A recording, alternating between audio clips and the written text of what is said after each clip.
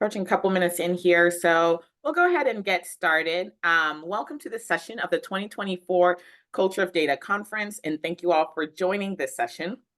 I'm Waveen Gongo, pronouns she, her, and I will be moderating this session. We also have Peggy Jarrett, she, her, who is managing the Zoom and is making sure that the tech is running smoothly during this session. So please feel free to reach out to Peggy directly over chat if you have any questions or have any tech issues. You should all be muted now, but if you have any questions during the Q&A session at the end of the session, please feel free to go off mute. You can also use the chat box throughout the session to drop in your questions or comments. If you're comfortable doing so, please add your pronouns to your Zoom name so that we can see and respect pronouns and who we're addressing. You can do that by clicking on the three dots in your video square and selecting rename. So to go ahead and get started, we have one presentation during this session, which will be occurring for about 25 minutes, and then there will be time for Q&A at the end for about 10 minutes or so. And with that, I will now turn it over to Eric Whitebay, who will present on, and actually, can we get the slides up at this point? I was going to let him introduce himself first. Yeah. Okay. So I'm Eric Whitebay. Yeah, okay, sorry. So I'm Eric Whitebay. I've been working in interoperability and healthcare and public health for the past 10 years. And this deck that I'm going to present on was developed to further technology knowledge in public health and data interoperability as part of a project with the CDC and the public health associations, NACCHO, ASTHO, and CSTE. So welcome everybody. Glad you could join us. It's FHIR's a data interoperability standard, and I'm sure that many of you have different reasons for joining us. Some of you may just be looking forward to all the FHIR puns of being a fire starter at your organization. Some of you may be looking for an excuse to add FHIR-based songs to your playlist, like Billy Joel and others. But most of us understand that FHIR and data exchange is very hard, and data exchange is challenging, and that without data exchange, without getting data, we can't make informed decisions, and that affects how good our policies and programs are. So with that, I'd like to get started.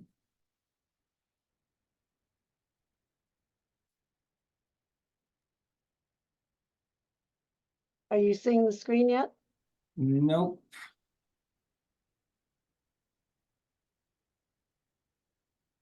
That's funny. So apologies. I had some issues where Zoom was crashing on me every time I tried to share the screen. So that's why we're now. So it looks good. Okay. Right. Next slide. All right. Modern data exchange. We all use apps on our phones, on the computer, to order things from Amazon, to order pizza from DoorDash, to pay individuals through Venmo and PayPal. These work by exchanging information quickly, easily. As users, we don't have to know any technological things. We just have to install the app. But when you're actually using these programs, say ordering a pizza off of DoorDash, you go to DoorDash's app or website. They take in your information, send that to a pizza restaurant. They get their order and start making your pizza. But also your credit card information is checked against your credit card provider to make sure that that information is valid and that you can pay for the pizza. And then that information is communicated to a driver that gets notified of when to pick up the pizza and where to deliver it. all of these data communications happen seamlessly, quickly, and without any knowledge of you as a user, and they're easy to use. And this is modern data exchange, which, in my experience in interoperability, is quite a bit different than a lot of the ways that we exchange data in healthcare and public health.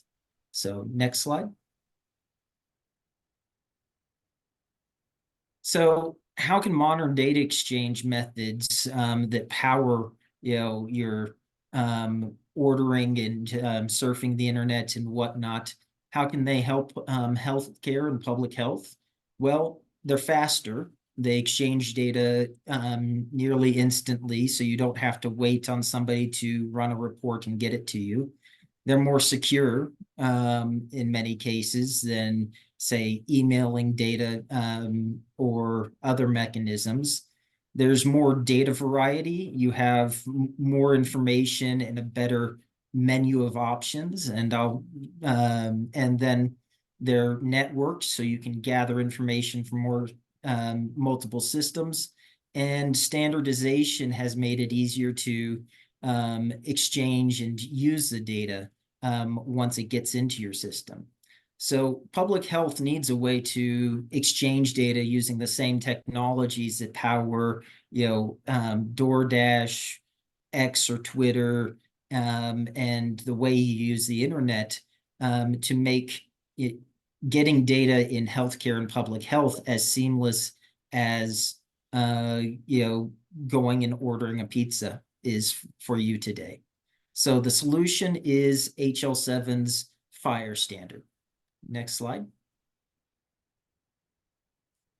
So modern data exchange. So an analogy here, and sorry for those that haven't had lunch, there's going to be a lot of food analogies here. But analogy here is, as a customer, you come into a restaurant, you sit down at a table, you have a menu of options of, if you're looking at a news website, this menu might be what type of news? Do you want world news? Do you want tech news? Do you want politics, sports? And the waiter comes and takes your order at a restaurant. So you tell the waiter what you want. I want my news delivered to me. I want world news delivered to me, and for the past couple of days so I can review the articles. The waiter takes the order to a chef. The chef prepares your order, and then you get back your order and consume your food or data. So in this case, the chef might be a server that has a whole bunch of news articles classified, and the waiter would go and work with the chef to gather all of those articles that you wanted and bring them back to you as the end user. Next slide. So click again. This has animation. So the equivalent of this in your everyday usage is you might use a phone and PC. Again, same analogy, news articles to in a browser to get a menu of what you want.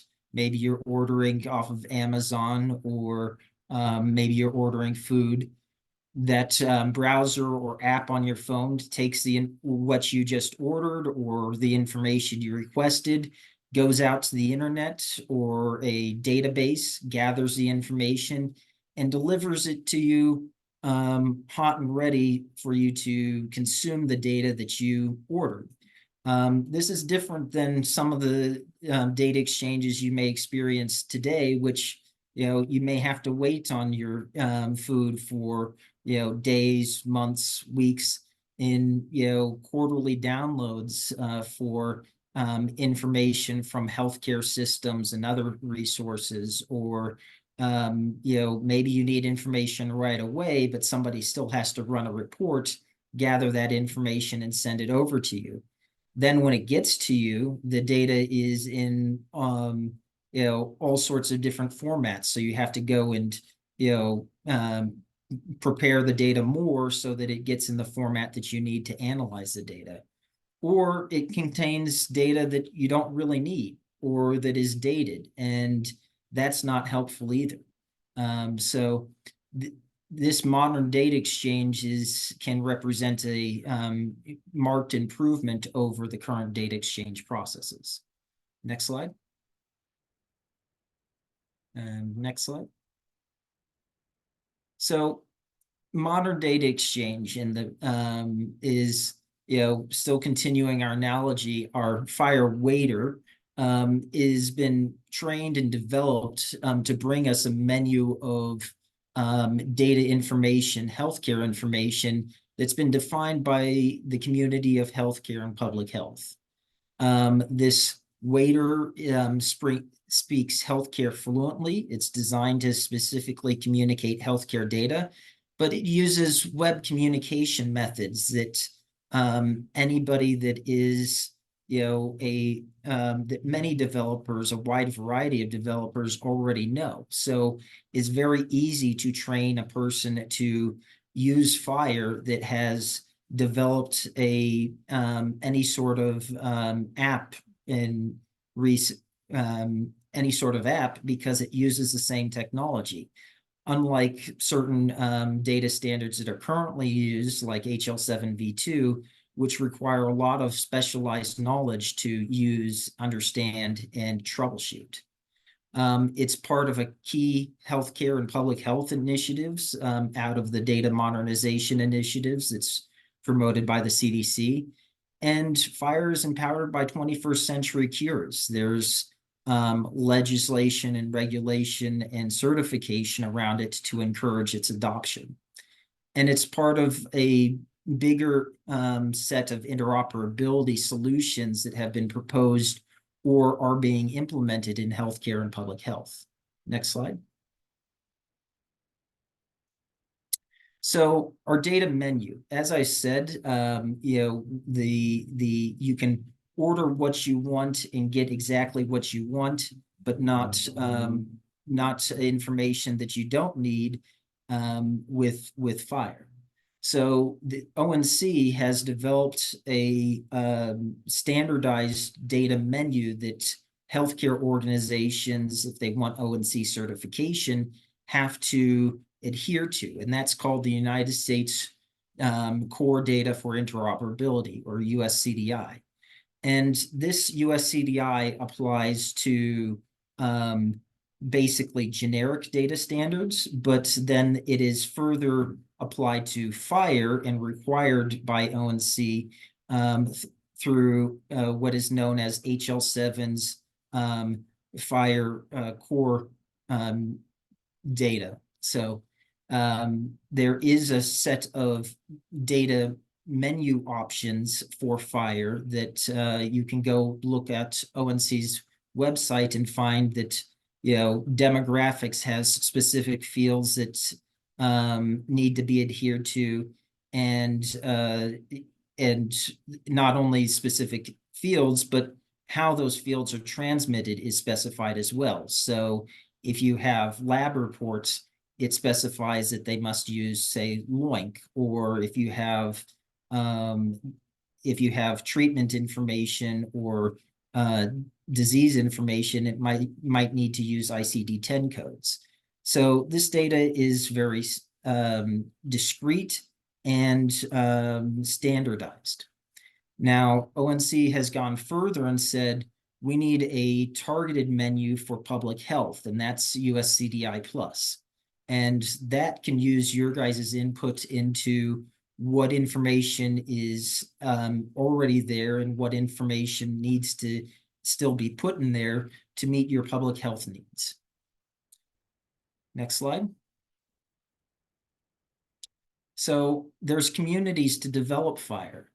You have public health community developed to promoting FHIR in public health, Helios.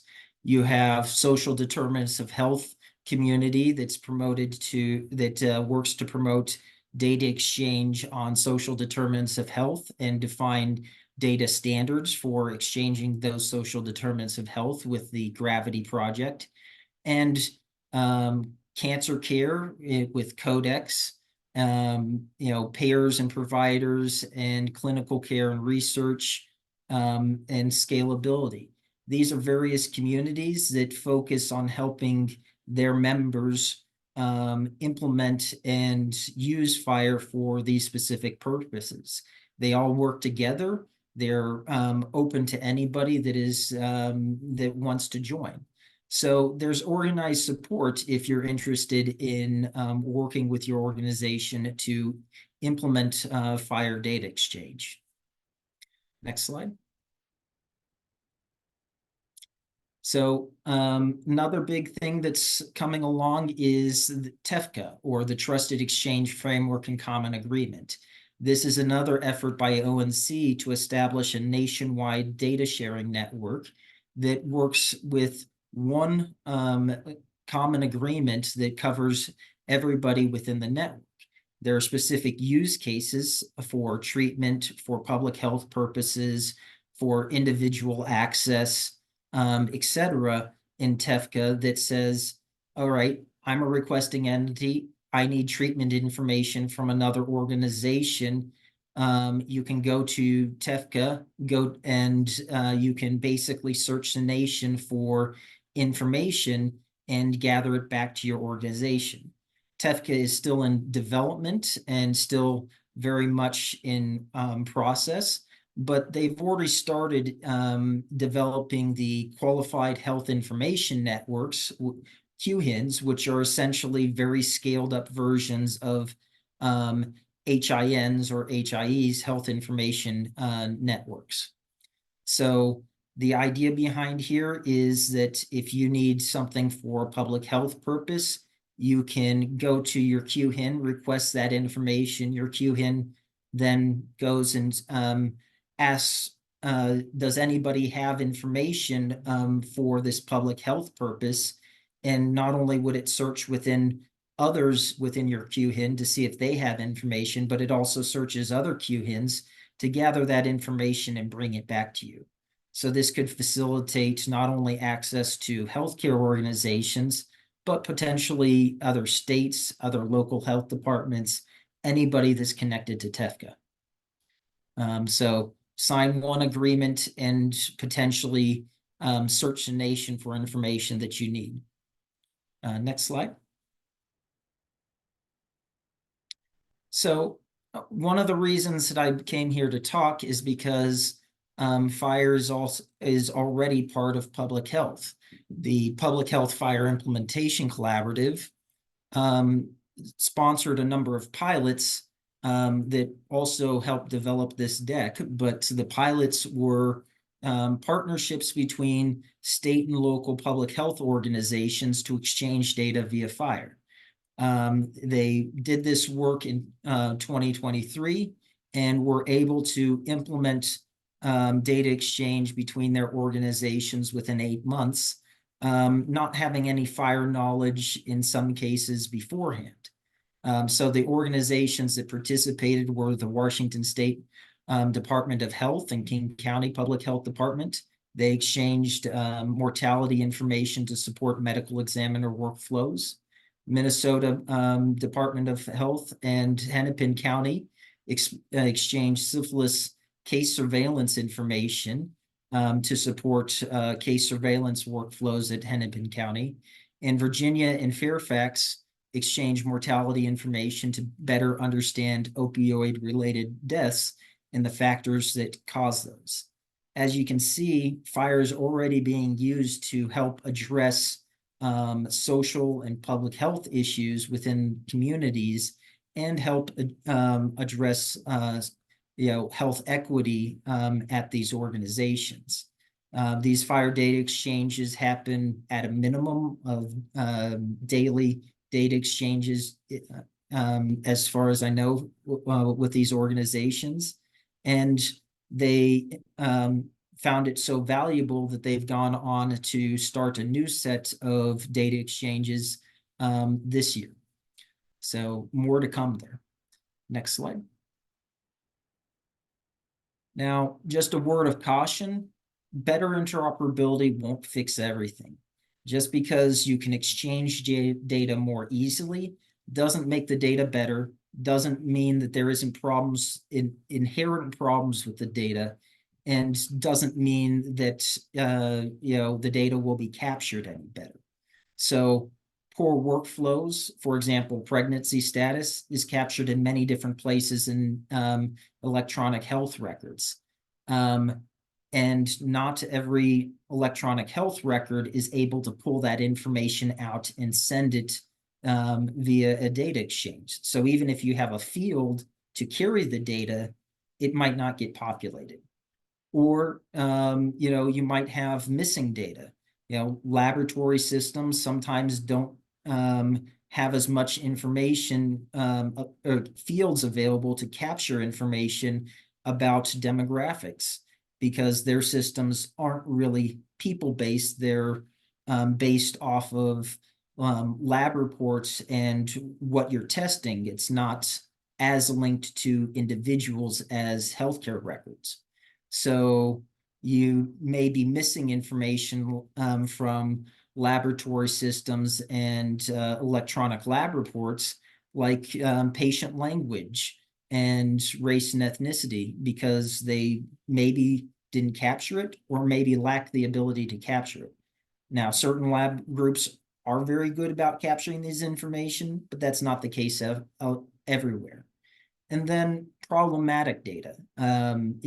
Certain systems may only allow you to capture one race, one ethnicity. And if you're multiracial, that may be a problem of, well, what do I report there? Or, do I choose to report anything because I feel like I can't be represented well by the data? Or you might, the options on how you represent yourself may not reflect your view of who you are. And that may hinder a system's ability to capture, your identity. And then that can't be transmitted to your public health organization on the receiving end. And FHIR isn't going to fix these things, but it can make transmitting the data that you have easier and more standardized. Next slide. And yeah, so go back to.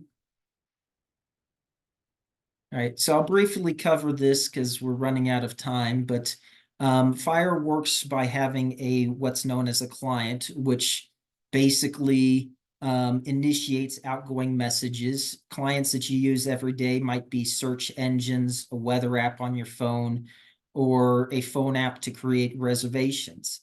These clients can send information to an organization, search an endpoint to gather information and bring it back to you, update information in a external database, or delete information, but that's not a usual workflow. And clients usually initiate data communications in FHIR. Next slide. The server is really the database. So that is the system that generally contains the data. Everyday server examples are Google or Microsoft databases, where you as the PC might come and say, I'm going to use this search engine to gather information and search the internet. That goes out to a Google or Microsoft database, gathers the information from the database, and that database is the server. The weather database or restaurant reservation systems are also examples of servers. Servers usually handle requests from many different groups, organizations, or clients. Usually clients are, specific to one organization or group, but servers have to handle many different types of requests and from many different groups.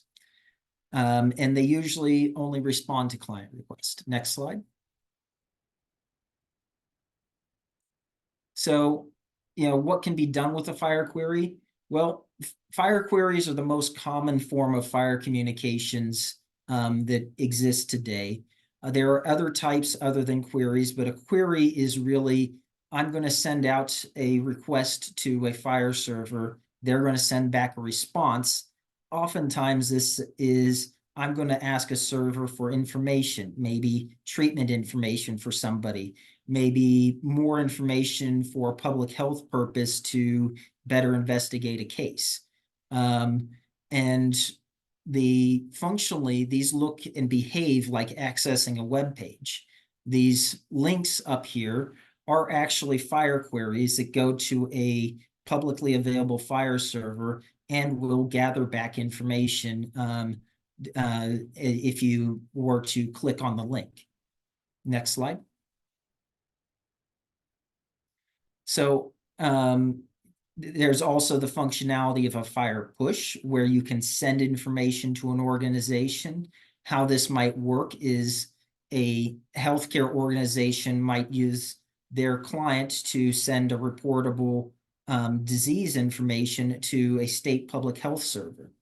That server might then distribute the information to local public health departments as needed, when the local public health departments use their clients to say, do you have any updates on monkeypox or syphilis? The state server would then gather all the information and send it out to the local public health department that requested that. The healthcare system would every time they encounter a monkeypox, mpox, or syphilis case, that would be pushed to the data. And my apologies, it's mpox. My apologies for that. So next slide. So hypothetical FHIR workflows, how does this look in relation to everyday data exchange? Well, example, social networks. You might have a celebrity that posts to a social network server. You as an individual might go to use your browser to view the information, the browser being a client, and gather that information back. Or you could use a phone, and a following notice would say, here, gather back the information every time the celebrity updates. Or you could repost if you're using a phone or browser, and that would, you'd query down and get the post that the celebrity made, and then you would push information back to the server in your repost. So this is everyday workflows. How might this work in public health? Next slide.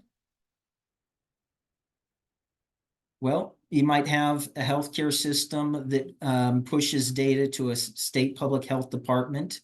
That might go through a de-identification and be sent to national reporting systems, maybe the CDC. You might have local public health departments following the state public health department for conditions or things that are of interest, like measles. Or you might have a local health department that gathers the information, does a case investigation, and then posts back record updates to the state public health department to ensure everybody's in sync. Next slide.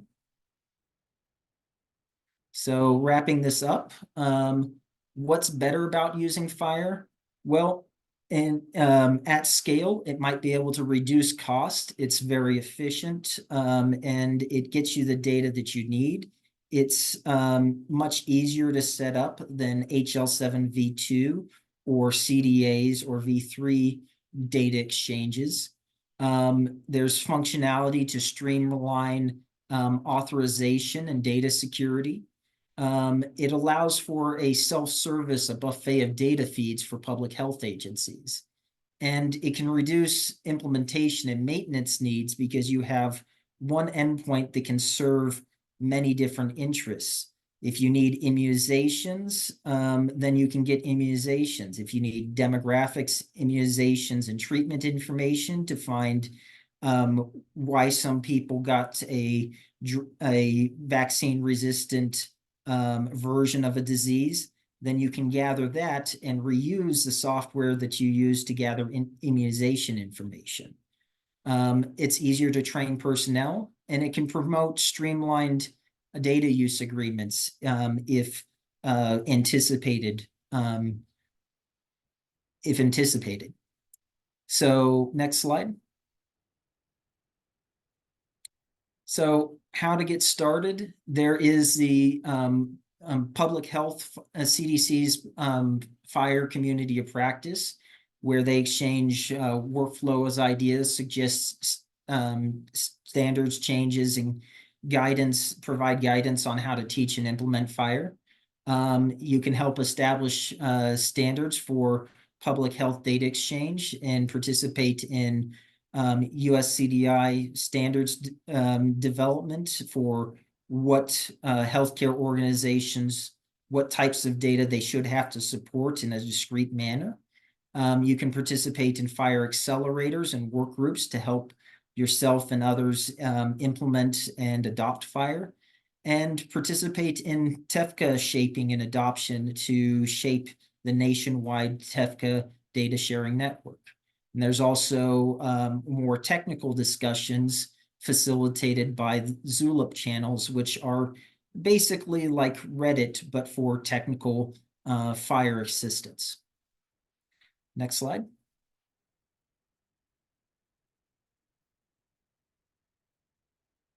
So what could FHIR adoption mean to you?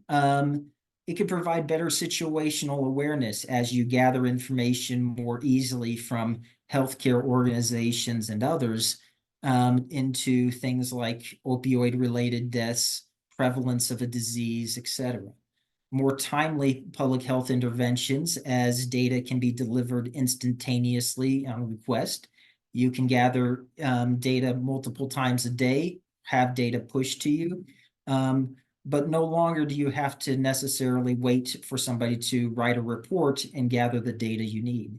More consistent shared source of truth, better access factors and knowledge around health equity. There's been a specific efforts in FHIR to develop both data fields to communicate social determinants of health and data standards on how social determinants of health should be identified and communicated. So you can be assured that when you get information, that it is standardized and all in one format, and you don't have to go through a lot of data cleaning to combine different data sources. Unlike HL7v2, if you get a whole bunch of lab reports from one organization versus another, you might have to, do a lot of work to make all of that information usable and searchable in a good format. Here, FHIR, you can say, I need information about what was tested in a LOINC code. I need, if you're doing measurements in, English measurements or metric measurements, as you prefer, or you can say, I need ICD-10 codes and not your local codes for whatever disease you're discussing. There's a larger pool of developers because web developers use this technology.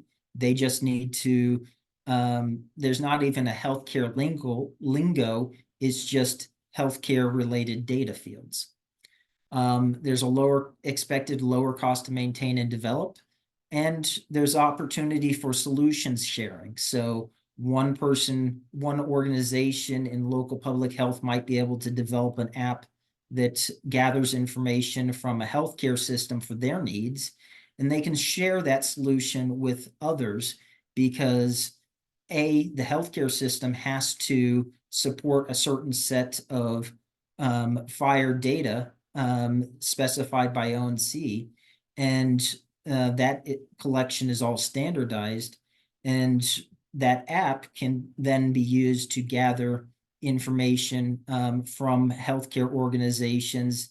And if you share it with another local public health department, they can use that as well.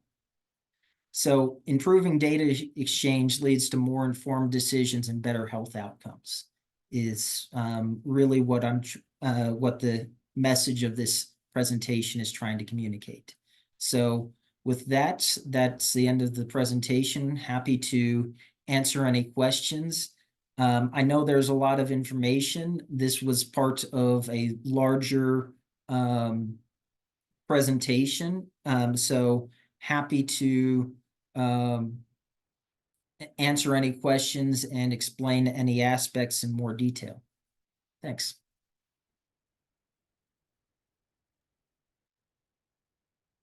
Thanks so much, Eric. And it's interesting. That was a lot of information. And so just to know that that's just a segment of a larger presentation, I can imagine how long it would take to go through that in a given day. But thank you so much for the information.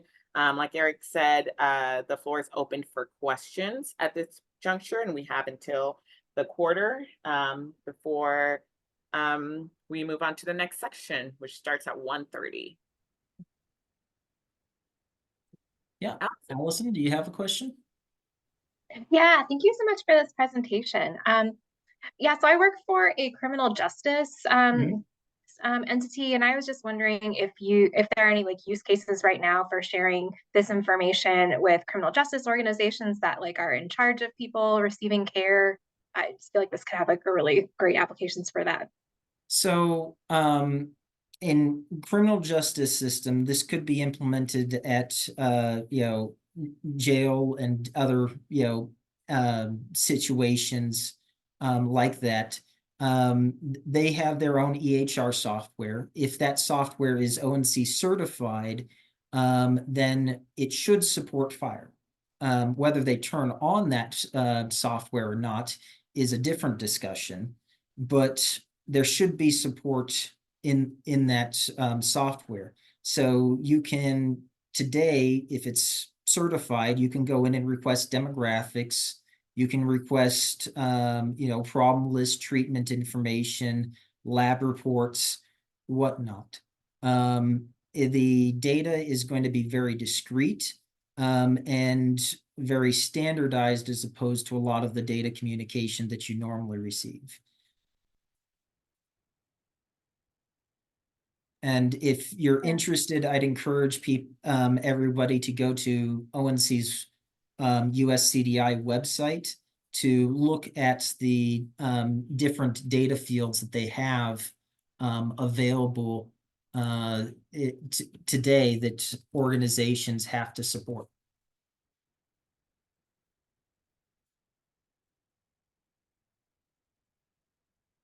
So like there's what states have been most involved with using FHIR data exchange from newborn screening and for newborn screening. So newborn screening is something that is currently being explored.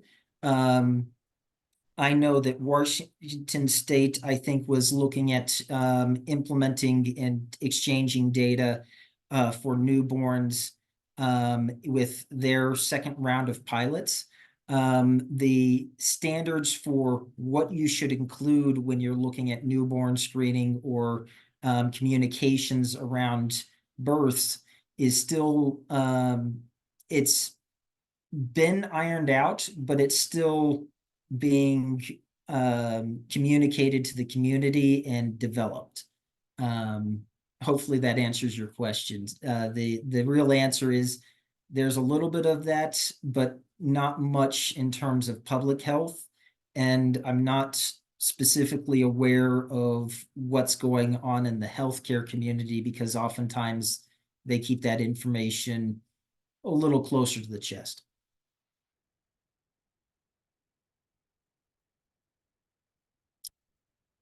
Other questions?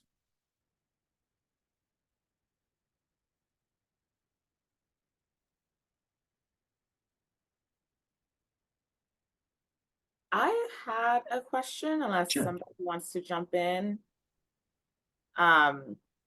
So my question is, well, it was first of all really cool to see some of those state examples that you shared with Washington, Minnesota, and Virginia.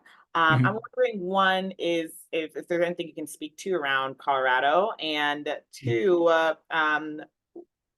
can you speak at all to any use cases that are more intra-agency? So within information exchange between two different state departments, and I'm not talking like government and public health, but like within government and government, if that makes sense.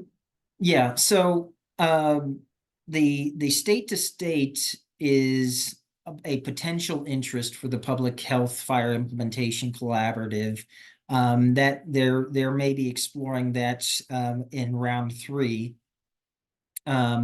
if that occurs.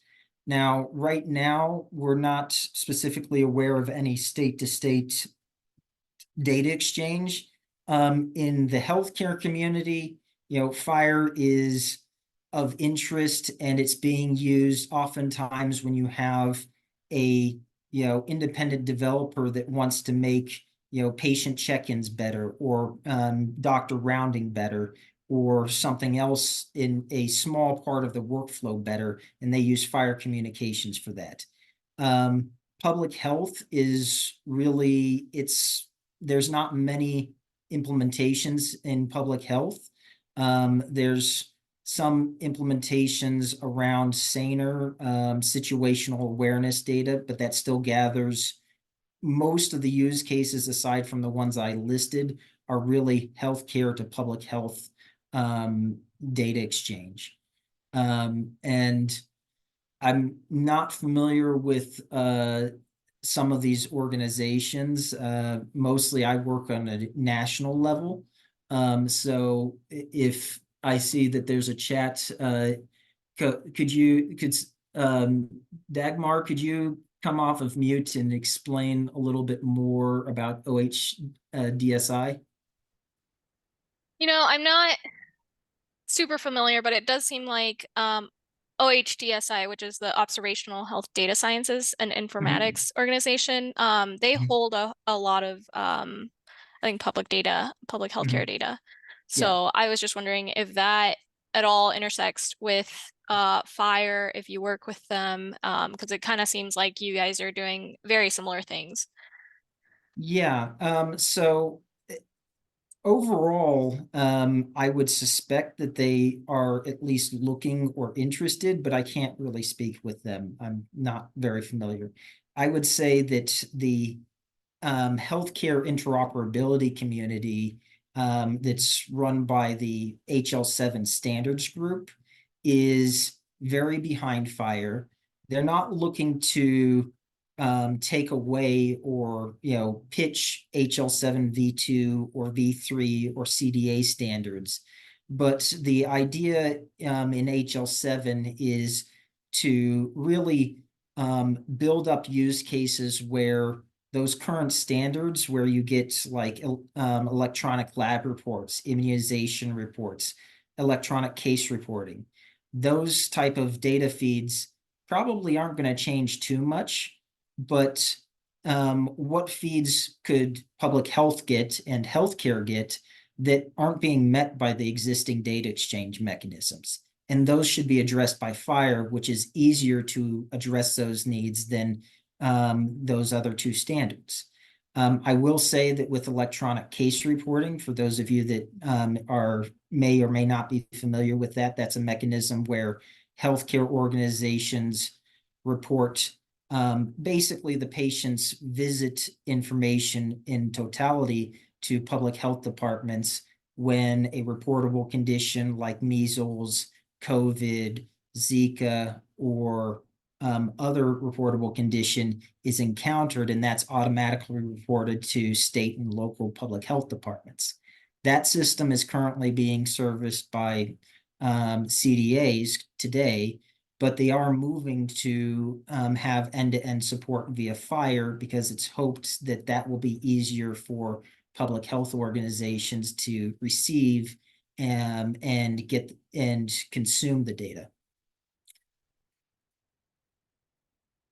Thanks, Eric. And actually, we are at time. I saw that Phyllis has a question, and I'm wondering if you could. Yeah, I know that FHIR is being investigated for patient immunization data registries. It's not being looked to replace the V2 queries or sending immunizations to the registries. but it is being looked at is maybe vaccine forecasting and gathering information that the current queries really don't gather well for you guys. And yeah, feel free to reach out to me. And thanks everybody for your time. Yeah, thanks, Eric. Thank you all for attending this session. Slides are available on SCED. Please take a moment to fill out a survey if you have a chance. You will be entered to win one of two $50 gift cards. And we will now have a 15-minute break before our next session at 1:30. There are 3 sessions to choose from at this time. So please see the full schedule on SCED again. And thank you for attending this session. Thanks.